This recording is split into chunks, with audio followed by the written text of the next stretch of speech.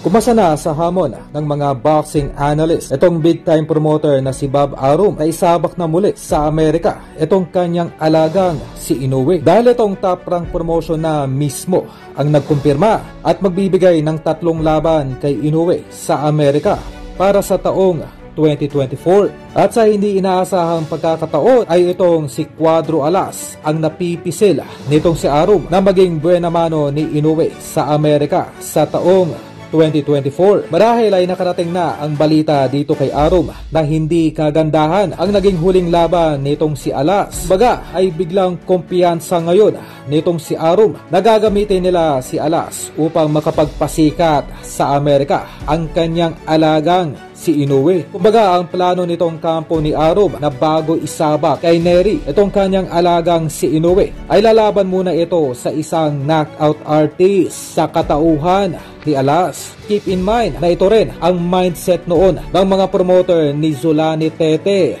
Napapasadahan lamang itong si Alas bago makaharap si Inoue. At dito nga po ay nagkamali ng akala ang mga promoter noon ni Tete. Ganoon pa man ay may 2 kondisyones ang top rank promotion upang maselyuhan na ang nasabing laban. Una ay kailangan munang makarating muli ng Amerika etong si Alas. Pangalawa ay kailangan ring pumirma ng kontrata or contract signing etong si Alas sa ilalim ng top rank promotion. Marahil ay upang masolo nitong si Lolo Arum ang kikitain ng nasabing laban.